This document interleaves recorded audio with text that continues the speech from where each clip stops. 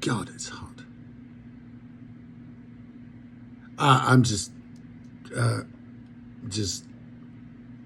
stuff passing by, stuff on the internet, stuff in the news and things like that. And you just go, I don't get it. I don't understand this animal. I don't understand this animal. So let me throw this out there. Epstein, Jeffrey, Catholic priests, Pakistani grooming gangs in North England, the Giselle Pellicot rapes, plural, in France, the promise of beautiful companions in paradise, not actually in the Quran, but the myth goes on, for martyrs as reward.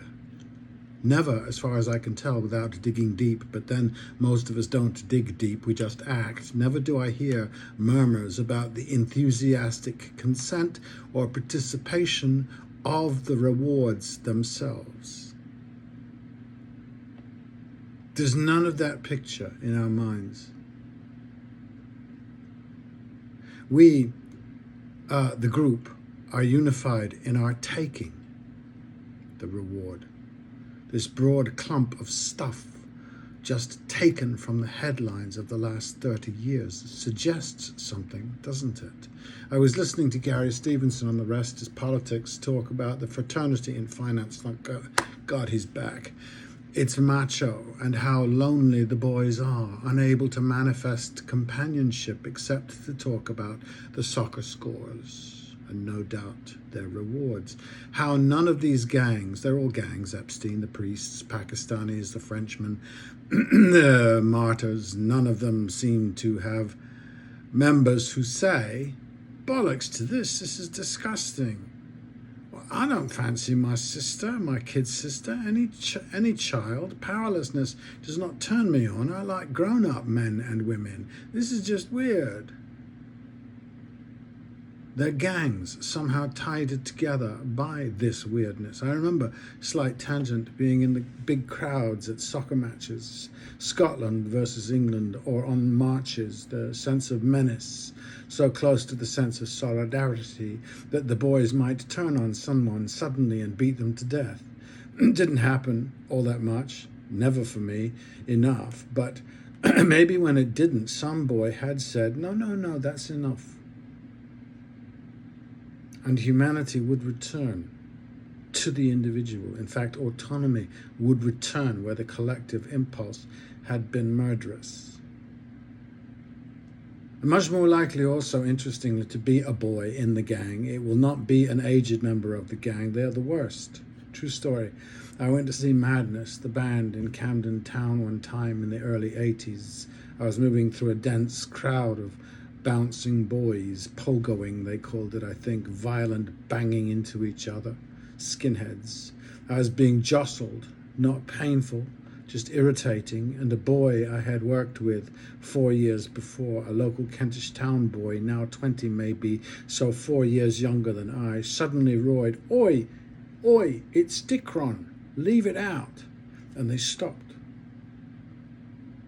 Hundreds of these lads in the middle of this dance floor, skinheads, stopped, turned, and ushered me through them to the front of the stage, quietly, almost ritually, almost mesmerized by their mate's command, with the odd, "all right, mate," murmured London boys murmur. I probably knew 5 of them. Once I was clear, they went back to banging. This is not apt because pogoing is not a shared crime. It isn't rape, a taboo. I don't think there was a gang in it either. These kids were out for deep connection, a mix of beer and pot and this sublime music. I'm commenting on the power of the mob, which is no mob. The Madness crowd would be easily called a mob. There was a mob moment later on while Red Beans and Rice were playing. The singer was black and the crowd was infiltrated with racists. A beer can whistled past his head. One of the Madness lads came out and roared at them harshly. "For fuck's sake, you lot, we play ska music, blue beat, Jamaican. We are not about racism. Do that again and we won't play." Chrissy boy, I think, but it's long ago. The list of Brahmin in the Epstein group, the Prince Andrews and the Dershowitzes, the Trumps, the Zuckerbergs, the Clintons and the Thiels were not mob boys, are they, you who fear mobs? They are expensively educated and rich beyond my imagination, flown in on jets to fondle their teenagers and eat fine food in NYC. The billionaire class that the Democrats are so afraid Mamdani will force out of New York. Please go, and don't let the door hit you on the way out, that mob. The priests, too, what was that about? Did they talk? Did they share stories of their great abuses? Probably not, which is almost worse.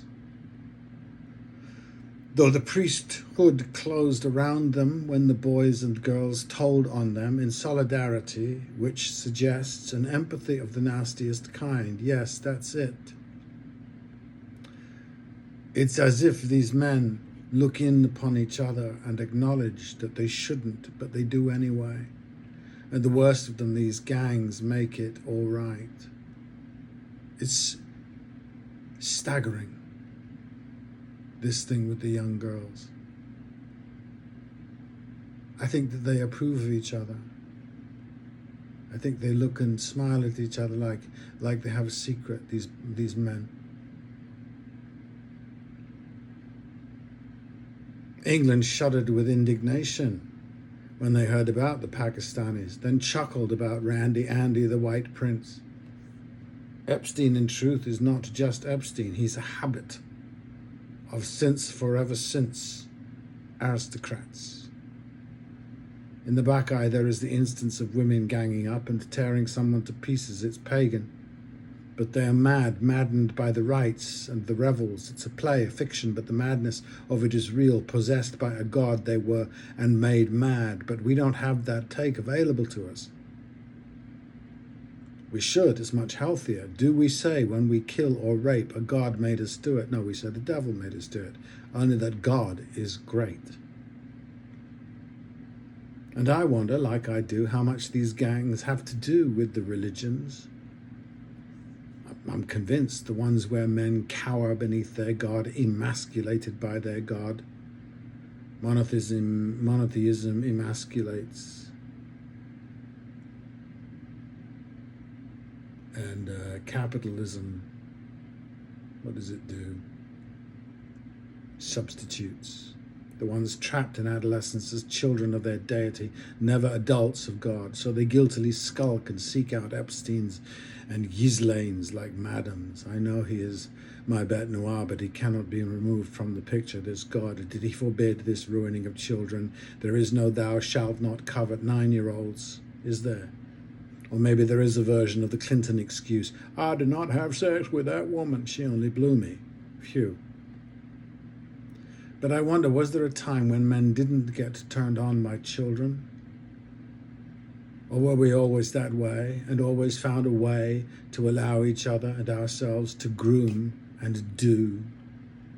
Is there a development that never develops, or do we ourselves think it is natural, but we will taboo it? Why is a 35-year-old not as compelling as an 18-year-old woman? She is, trust me, every time, or younger. I think there is that development, but like teenagers, we are disarmed by what is forbidden. Is it that some men are turned on by powerlessness? Or do you prefer power to consent? Or have you known consent, never experienced it? And worse, have you never understood your own power? Consent, enthusiastic, or even you consented to her. Imagine, what disempowers any of us, men and women, more than monotheism? Makes us meek, but some meeker than the rest, I guess. I suppose these compulsions must feel like evil forces. Maybe psychiatry can answer.